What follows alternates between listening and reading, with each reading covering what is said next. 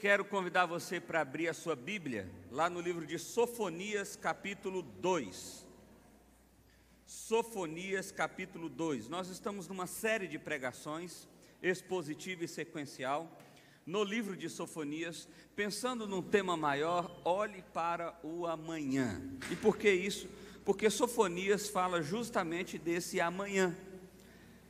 O que nós vamos ler agora é uma narrativa de um Deus bastante irado com o seu povo e dizendo, prometendo e garantindo que ele iria executar a sua ira. Nós vimos no nosso encontro anterior que Deus fala de forma mais específica para o povo de Israel. Isso pode passar a impressão de que Deus não vai fazer nada com os outros povos ou com quem não se considera povo de Israel. Mas o que nós vamos ver hoje é justamente Deus agora mostrando de forma mais ampla como Ele vai atuar em toda a terra e todos sofrerão com a sua ira. Quero convidar então você para ler juntamente comigo. Aliás, eu vou ler e quero que você acompanhe aí. Eu vou ler do verso 4 até o verso 7. Diz assim a palavra do Senhor: Gaza será abandonada e Ascalon ficará arruinada. Ao meio-dia, Asdod será banida e Ecrom será desarraigada.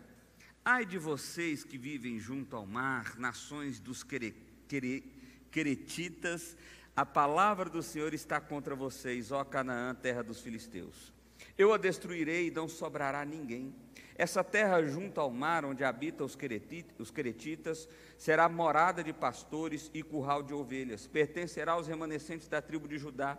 Ali encontrarão pastagem, e ao entardecer eles se deitarão nas casas de Ascalon.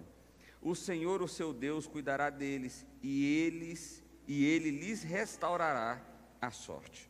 Vamos orar mais uma vez? Pai, nós colocamos as nossas vidas diante do Senhor, ó Pai, com temor e tremor, pedindo ao Senhor a manifestação da Tua graça nessa hora, Deus.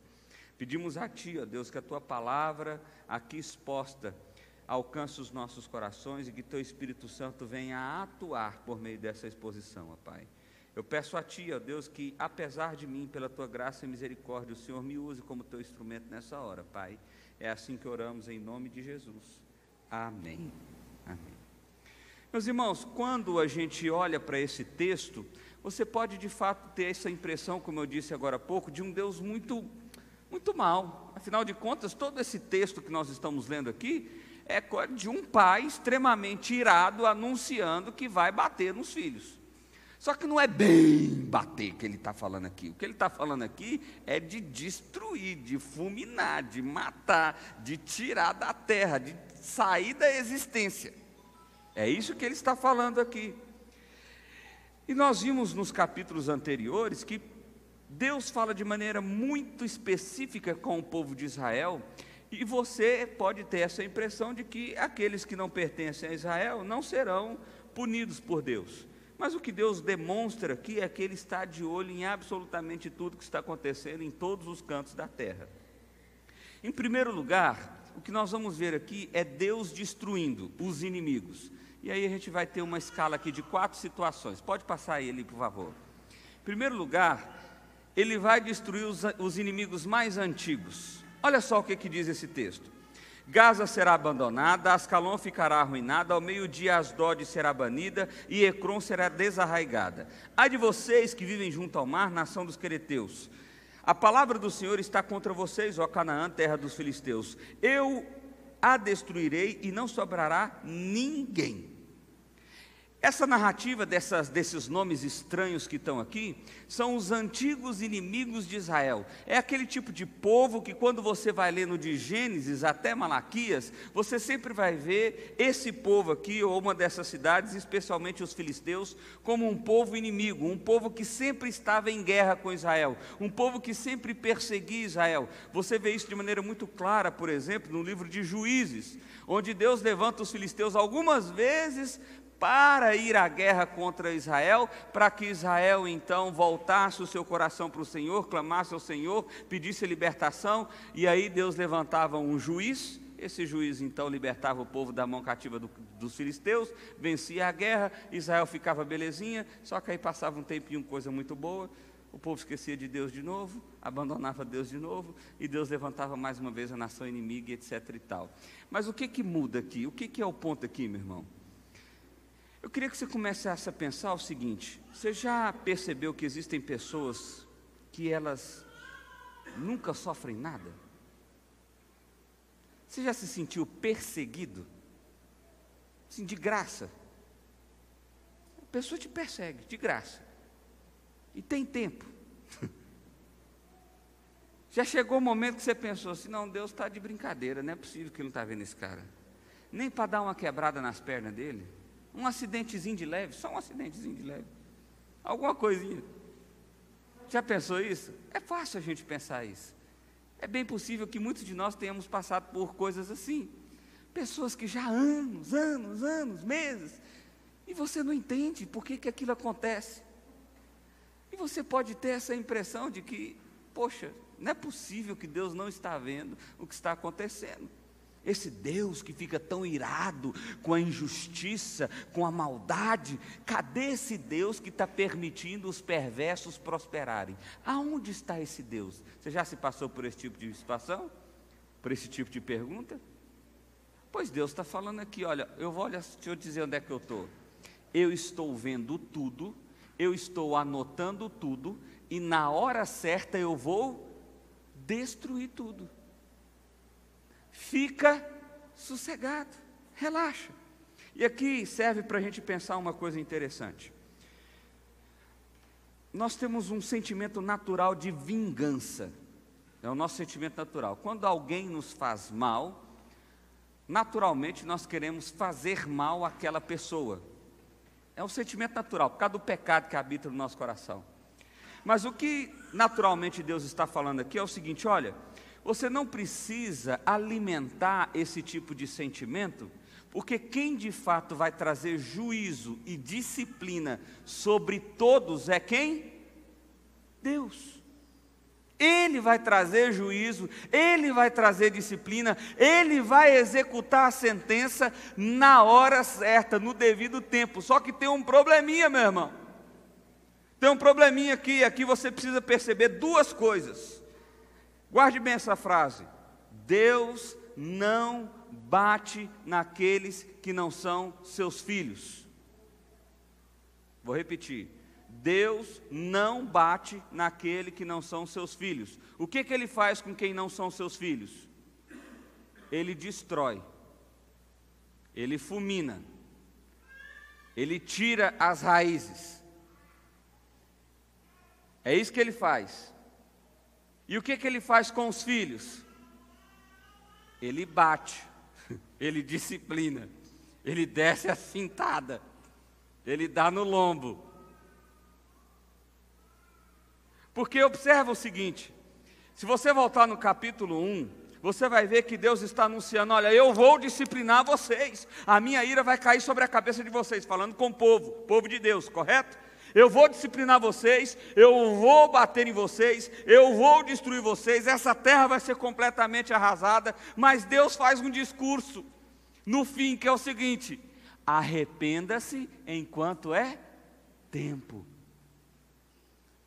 Então junta a turma, volta aqui no capítulo 2, olha só. Capítulo 2, verso 1: ajunte-se essas nações sem pudor, antes que chegue o tempo determinado. Verso 2: e aquele dia passe como palha, antes que venha sobre vocês a ira impetuosa do Senhor, antes que o dia da ira do Senhor os alcance. Arrependa-se enquanto é tempo. Agora, tem esse discurso para os filisteus?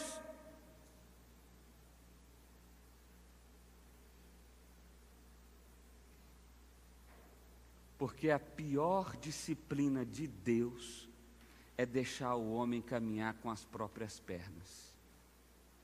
A pior coisa que Deus pode fazer é deixar o homem caminhar com as próprias pernas. é Deus falar assim: vai. O que é que você quer fazer? Faça. Que caminho que você quer ir? Segue. Quais são os seus sonhos? Manda ver. Vou interferir em nada. Não vou falar nada. Vai indo. Sabe por quê? Pessoas assim serão simplesmente destruídas. A disciplina vai vir uma vez só. Então, migão, se você por acaso está apanhando, ou apanhou, ou possivelmente vai apanhar de Deus, e você está comparando a sua situação com outras pessoas, como Jó fez, por exemplo. Jó, em um determinado momento, ele falou para Deus: Deus, espera aí, eu não estou te entendendo, porque eu estou aqui todo disciplinado, todo lascado, todo acabado aqui, e esse povo aí ímpio, você não está fazendo nada com esse povo é muito pior do que eu, e você não está fazendo nada com eles? Jó questiona isso lá no livro de Jó. E é bem possível que você já tenha questionado em algum momento. Lembre-se disso agora. O dia que você estiver apanhando de Deus, tiver a percepção que é de Deus, você fala assim: eita, trem bom, que apanhar do pai é bom demais. Eu sei, quando a gente já está apanhando, a gente não gosta muito, mas isso mostra que você é filho. Ah, meu irmão, isso mostra que você é filho. E ser filho de Deus não tem nada melhor que isso, não. Então, quando você estiver apanhando e o outro não estiver apanhando, você pode olhar para o outro e pensar assim: eita, tadinho desse aí, hein? Não sabe que uma surra boa. Surra boa é bom demais. Eita. Porque esse aí não vai saber o que é surra. Porque quando vier, vai ser assim, ó. Acabou. É abraçar o capeta e sair correndo. Porque é o que vai sobrar. Não tem o que fazer. Está entendendo aqui, meu irmão? Está entendendo aqui? Deus vai destruir os inimigos antigos, mas não só isso, olha só. Segundo lugar, Deus vai destruir os inimigos próximos. Preste bem atenção nisso aqui. Isso aqui é show de bola demais, olha só. Ouvi os insultos de Moabe e as zombarias dos amonitas, que insultaram o meu povo e fizeram ameaças contra o seu território. Olha, Deus está vendo as pessoas e está anotando tudo que elas estão fazendo contra o seu povo. Deus está vendo tudinho direitinho, está tudo lá no script dele. No caso aqui específico, por que os moabitas e os amonitas são próximos? Porque os moabitas e os amonitas, eles vieram do povo de Israel. Eles são filhos de Ló. Lembra de Ló, da mulher de Ló, que virou uma estátua de sal, aquela história toda? Sodoma e Gomorra foi destruída, saiu Ló, as suas 2 filhas e a mulher. E a ordem era: não olha para trás. E aí a mulher pegou, lembra da musiquinha? As crianças lembram, né? Olhou para trás e vi, né? Por aí vai. Vou fazer isso não, que é vergonha demais. Então, a mulher virou uma estátua de sal. Agora a história que normalmente a gente não lembra é que eles continuaram caminhando, foram dormir numa caverna, as filhas embebedaram o pai e dormiram com o pai, tiveram relações sexuais com seu pai. E aí nasceram 2 crianças. Qual que é o nome delas? Moabe e Amon. E deles surgiram 2 nações. Quais são? Os moabitas e os amonitas. Uma espécie de primo assim, mais ou menos. Sabe aquele primo chato? É isso. E os moabitas e os amonitas sempre foram a pedra no sapato dos israelenses. Sempre. Eles sempre curtiram. Por exemplo, quando Neemias estava construindo o muro, lutando lá, construindo o muro, tentando fazer as coisas, etc. e tal, surge um carinha lá, deixa eu ver o nome dele aqui, chamado Tobias. Fala assim: Neemias, você não vai dar conta não, Neemias. Trem demais, destruiu muito. Você está doido? Larga esse trem de mão, Neemias. Esse Tobias era o quê? Amonita. E assim vai, meu irmão. Tem uma anotação aqui com vários reis de Moabe, ou reis dos Moabitas, ou reis dos Amonitas, que sempre zombaram, sempre escarneceram, sempre humilharam o povo de Israel. Apesar de serem parentes, apesar de serem próximos, havia essa rixa, havia esse conflito, havia essa guerra, havia esse problema. E o que Deus estava fazendo?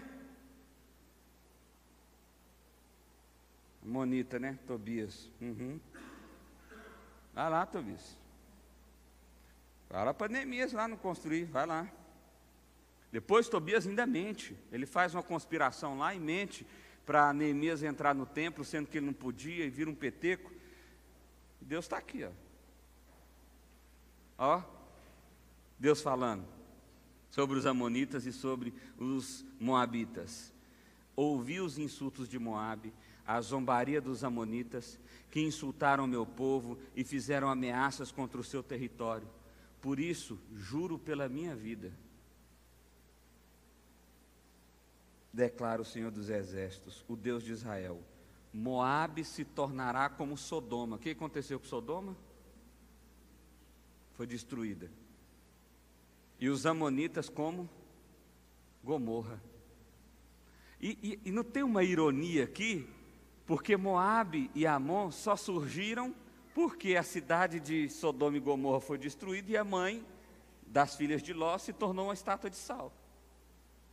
É como se Deus estivesse falando aqui, vocês escaparam daquela destruição lá atrás, mas preocupa não, que vocês não vão escapar da próxima não. Está entendendo? Vocês passaram chamuscando pela última destruição, mas não preocupa não, que na hora da próxima que vir eu não vou errar não.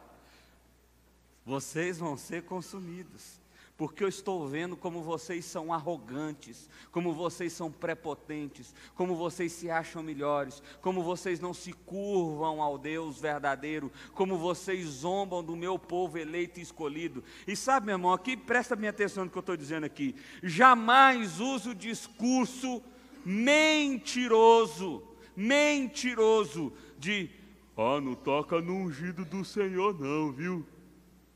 Faz isso não, é feio, faz isso não. Quem é ungido do Senhor? Quem que é ungido do Senhor?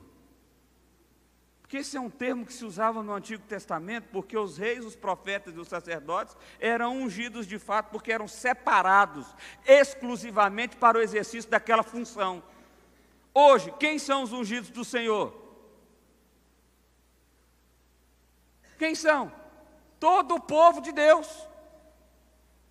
Todo o povo de Deus é ungido pelo Senhor. Por quê? Porque fomos separados por meio da obra redentiva de Cristo Jesus através do sangue do Calvário. Então o sangue de Cristo nos ungiu, nos separou e nos fez um povo santo e eleito. Mas nós estamos vivendo na eternidade? Não. Nós estamos vivendo a realidade plena dessa unção? Não. Nós temos discernimento pleno e total de quem é e de quem não é ungido? Não. Então toda vez que um pastor falar para você, não fale isso não, porque você está falando contra o ungido do Senhor, começa a rir na cara dele. É besta demais. Porque ele não é especial. Ele não é especial. Ele só se tornou filho por causa da ação extraordinária de Cristo na cruz do Calvário. Ok? Claro isso? Tranquilo? Fecha parênteses, vamos voltar para cá.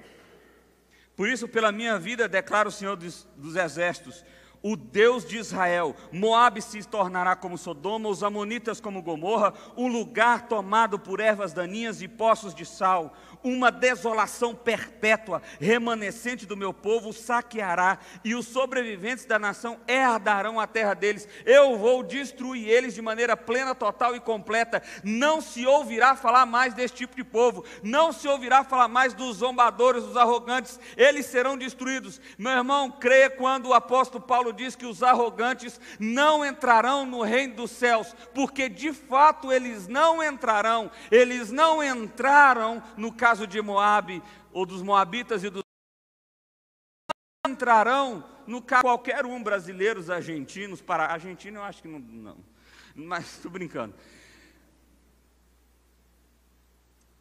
Porque para abraçar o evangelho da cruz é preciso humildade.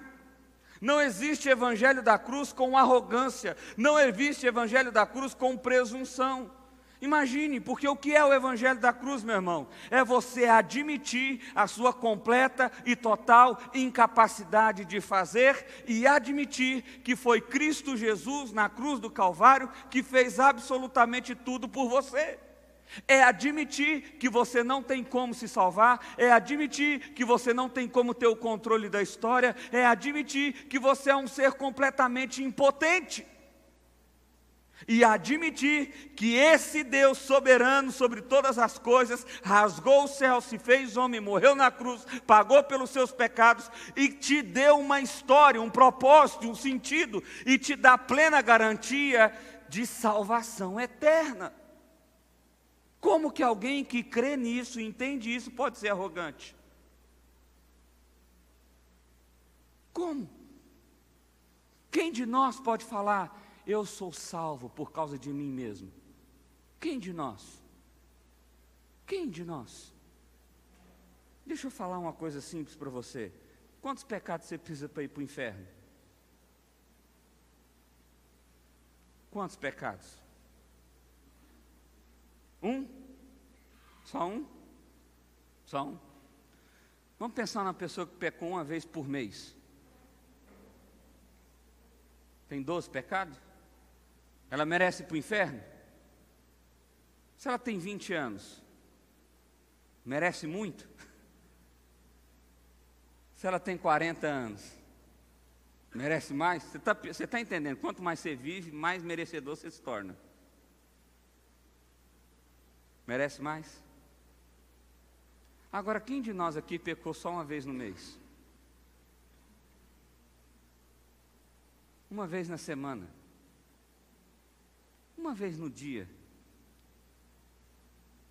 Quantos pecados será que a gente pratica num ano?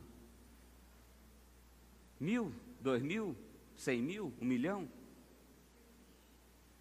Em 10 anos? Você está entendendo a lógica da coisa aqui, meu irmão? Como que alguém que compreende esse estado, como que alguém que compreende que é pecador, como que alguém que compreende que é merecedor da ira, como que alguém assim pode ser arrogante? Como? Como que alguém assim pode ser presunçoso? Como? Como que eu posso virar para o meu irmão e falar assim: coitadinho, né, rapaz? Isso aqui a oração dele não passa nem da... tadinho dele. Esse aqui, tadinho, esse aqui não vai para o céu, nunca, tadinho dele. Tá, olha só, isso é muito pior do que eu. Mas você está esquecendo que o padrão não é você, amigão. O padrão é Jesus. Sabe, as pessoas não vão olhar e falar assim: eu vou ser comparado com o João aqui, porque o João é o cara mais bom que eu conheço, então, João, comparando com você assim, eu acho que eu estou mais ou menos perto, então eu vou para o céu, está certo? Não, está errado. Porque o padrão é Jesus. Se você conseguir ser perfeito como Jesus, então você vai para o céu por mérito próprio, por seu mérito. Mas se você não consegue ser perfeito como Jesus, então você vai para o inferno por mérito próprio, por seu mérito. A única coisa que nos impede que essa destruição que um dia vai chegar nos alcance, é o fato de que Deus nos amou, enviou seu Filho e nos resgatou dessa condição e nos tornou filhos. Mas isso não nos torna melhores. Aliás, isso só abre a nossa percepção de como somos ruins. Você está entendendo o que eu estou dizendo aqui? Eu estou viajando demais. Está entendendo? Isso só mostra, só revela a nossa percepção da ruindade do nosso coração. Então Deus vai destruir aqueles que estão antigos, inimigos antigos, não se preocupe, essa galera vai se lascar. Segundo, Deus vai destruir aqueles que estão próximos. Deus não vai errar o alvo não, meu amigo, vai dar tudo certo. Olha só o que diz o verso 10. É isso que eles receberão como recompensa pelo seu orgulho, por insultarem e por ridicularizarem o povo do Senhor dos Exércitos. O Senhor será terrível contra eles, quando destruir todos os deuses da terra, as nações de todo o mundo o adorarão, e cada um em sua própria terra. Deus vai destruir. Terceiro lugar, Deus vai destruir aqueles que estão mais longe. Preste atenção nisso. A ideia aqui é o seguinte, olha só. Vocês também, os etíopes, os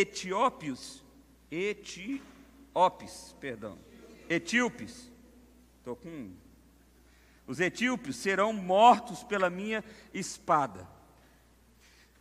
Olha esse comentário. Se a espada pactual e vingadora alcança inclusive a Etiópia, o inimigo mais ao sul de Israel, como poderia Judá ter esperanças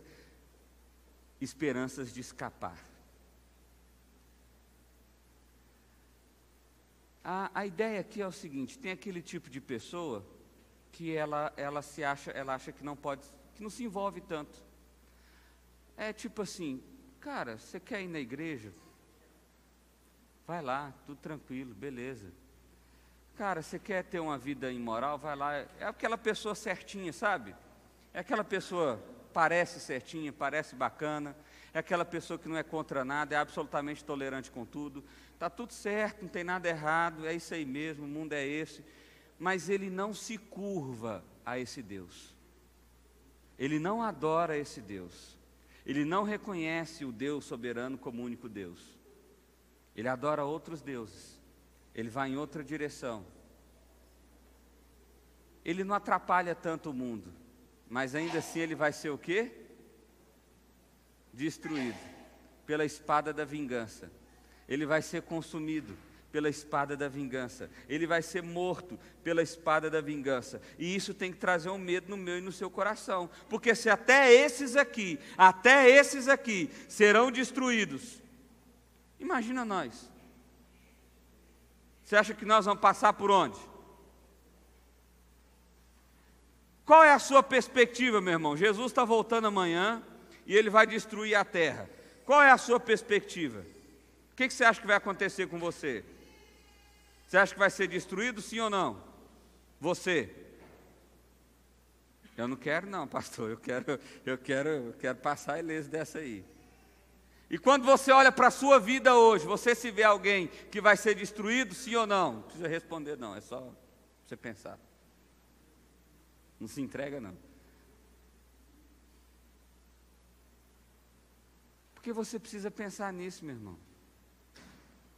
A quem a sua vida tem dado glória? A você mesmo ou a Deus? A você mesmo ou a Deus? Último lugar.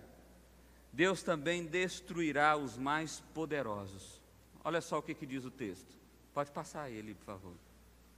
Ah, não, está certo, perdão. É porque era para ser 1.4 ali. Ele estenderá a mão contra o norte e destruirá a Síria, deixando Nínive totalmente em ruínas, tão seca como o deserto. No meio dela se deitarão rebanhos de todo tipo de animais selvagens, até a coruja do deserto, e o mocho empolearão no topo das suas colunas. Seus gritos ecoarão pelas janelas, haverá entulhos nas entradas e as vigas do cedro ficarão expostas. A ideia aqui é o seguinte: a Síria era a nação mais forte daquela época, impenetrável, indestrutível, e aparentemente ninguém poderia ir contra ela. Mas Deus está dizendo: eu vou destruir inclusive os mais fortes, e as vigas poderosas, e os exércitos, e qualquer coisa que aparentemente pareça forte aos olhos humanos, para mim não passará de entulho, de pó, de coisas que eu vou destruir. Por uma questão de lógica, meu irmão, a vida deveria ser uma corrida na direção de Deus. Afinal de contas, esse Deus é o que há de mais forte na vida. Uma vez eu tinha dúvida sobre a existência de Deus ou não, e eu cheguei a uma conclusão. Eu era adolescente, e depois eu vi que um filósofo aí chegou a essa mesma conclusão. Até me senti inteligente na hora, mas a ideia é o seguinte, a minha crise era a seguinte: se Deus não existe, e eu acredito em Deus, preste atenção nisso, Deus não existe, mas eu acredito em Deus, quando eu morrer, o que vai acontecer comigo? Nada. Vai acontecer a mesma coisa com quem também não acredita. Deus não existe, morri. Independente de eu crer em Deus ou não, o que acontece comigo? Nada. Agora, se Deus existe, e eu não creio em Deus, e eu morrer, o que acontece comigo? Lascou. Eu vou para o inferno. Então, por uma questão de lógica, faz mais sentido eu crer em Deus. Porque se Ele não existe, não acontece nada. Mas se Ele existir, eu não posso correr o risco de ir para o inferno. Está entendendo? Por uma questão de lógica. Nós precisamos crer em Deus.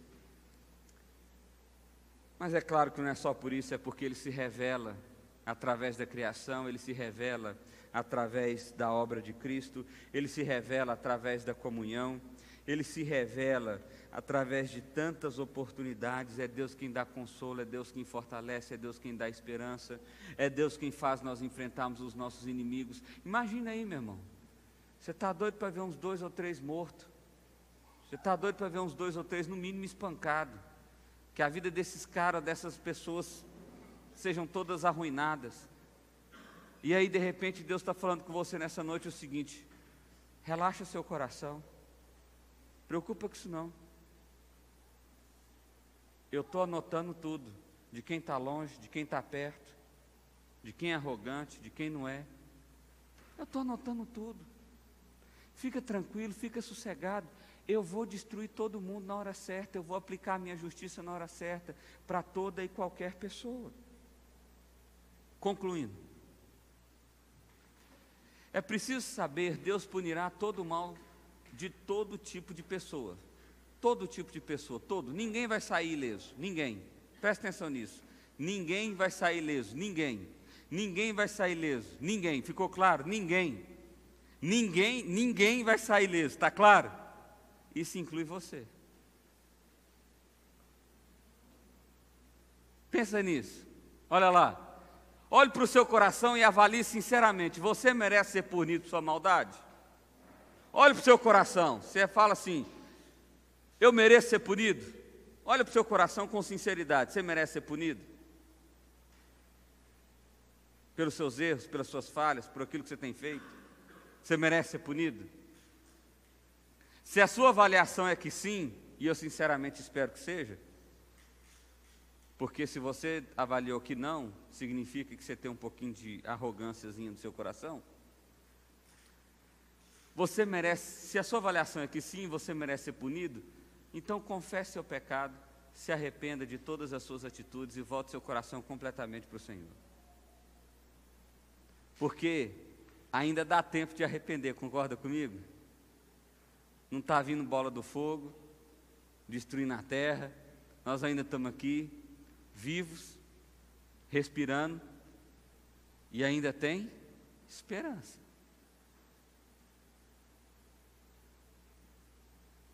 Ainda tem esperança. Se você é um inimigo do Senhor, você precisa saber de 2 coisas. Primeiro, todos os inimigos do Senhor serão destruídos. Segundo, se você ainda está vivo, há chance de você deixar de ser inimigo. Todos serão destruídos, mas há chance de você deixar de ser inimigo. Como? Como que eu deixo de ser? É simples. Arrependa do seu pecado, volta o seu coração para o Senhor e vai na direção dele.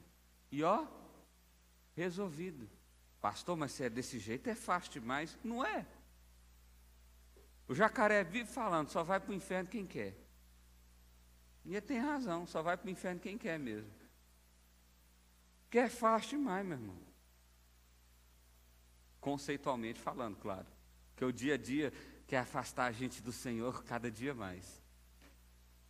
Quarto, perceba a misericórdia de Deus, porque Ele está falando exatamente o que irá fazer. Ele não está falando por parábolas, no sentido de enigmas, no sentido de dá para entender. Não, Ele está sendo claro. O que Ele está dizendo? Eu estou irado e a minha ira vai ser derramada sobre todos aqueles que não se arrependerem. É isso que ele está dizendo. E isso é o que, meu irmão? Isso é graça e misericórdia. Pensa num pai chegando no filho e falando assim: filho, vai acabar o almoço e você não pode entrar na piscina. Se você entrar na piscina, o papai vai te dar uma surra. Combinado? O filho responde: combinado. Você entendeu? O filho responde: entendi. Tá claro? Tá claro. Isso é sinal de graça e misericórdia do pai, meu irmão? É claro que é. Ele está dizendo: olha, se você fizer a coisa errada, eu vou te corrigir. Aí a criança aqui, que no caso somos nós, pula na piscina. O que o papai vai fazer? Vai descer a mão. Ele vai descer a mão. É isso. Quando Deus está anunciando isso, meu irmão, Ele está simplesmente sendo claro e amoroso com você, porque ainda há chance de você se arrepender. Não alegue amanhã qualquer ignorância. Você aqui já está lascado. Chegar no julgamento, você falar assim: ei, mas eu não sabia que era tão sério assim. Aí o anjo vai falar: pois é, era mesmo. E agora, não tem chance para mim mais não? Ele falou: não, com nós aqui não, seu negócio agora é outro departamento. O pessoal gosta de uma sauna lá, o pessoal mais quentinho assim, mas o pessoal lá é mais caloroso. Está entendendo? Lembre-se, você já sabe o que vai acontecer amanhã. O que vai acontecer amanhã, meu irmão? Todos os inimigos do Senhor serão destruídos. Vamos repetir? Todos os inimigos do Senhor serão destruídos. Não seja um inimigo do Senhor, em nome de Jesus. Não seja. Última frase para acabar. Vou ler de cá que está melhor. Não busque vingança contra aquele que já te fez o mal. Eu sei, isso é muito difícil. Mas preste atenção, por que você não deve buscar vingança? Porque ao fazer isso, você está assumindo um papel que é de Deus. Porque quem que vai punir o mal? Deus. Por isso se preocupe em buscar ao Senhor e a sua misericórdia, pois ninguém sairá impune. Poxa, pastor, já estava aqui matador contratado, ó. Economiza o dinheiro, meu irmão. Economiza o dinheiro. Ajuda quem está precisando. E para de ficar gastando tempo do seu coração, da sua alma, das suas emoções com esse negócio de vingança. Isso é bobagem. Preocupa não. Na hora certa, todo o mal será punido. Todo o mal será punido. Preocupa com você. Preocupa com você. Preocupa em você não fazer parte desses inimigos. Preocupa em você não estar no time errado. Preocupa em você estar vivendo verdadeiramente para a glória de Deus. Amém? Vamos orar, feche seus olhos. Pai, nós queremos colocar as nossas vidas diante do Senhor, Deus, com o coração preocupado, Pai, porque a gente sabe que quando a gente vê o nosso verdadeiro eu, a gente sabe que a gente tem falhado, errado, e que as nossas atitudes muitas vezes demonstram que somos teus inimigos, Pai. Mas Deus, diante dessa verdade, nós queremos te pedir perdão, com o coração sincero e aberto, Pai. Nos perdoa, Deus, nos perdoa pelas vezes que pecamos, nos perdoa, Deus, porque temos negligenciado a adoração ao Senhor, nos perdoa porque temos sido zombadores, temos ridicularizado o Teu Evangelho, nos perdoa, Deus, porque temos sido descompromissados, nos perdoa, Deus, porque temos falhado com o Senhor. E a Tua palavra nos diz que ainda há tempo, então nós queremos recorrer a isso, Pai. Nos alcança com a tua graça, nos alcança com a tua misericórdia e traz a percepção, a realidade de que de fato nós somos alguém amado pelo Senhor, ó Deus, e que de fato é o Senhor quem pune o mal. Descansa o nosso coração nisso, Pai, na certeza de que o Senhor, só o Senhor, somente o Senhor punirá na hora certa todo o mal, Pai. Em nome de Jesus, ó Pai, traga essa verdade para nós. Assim oramos a Ti. Amém.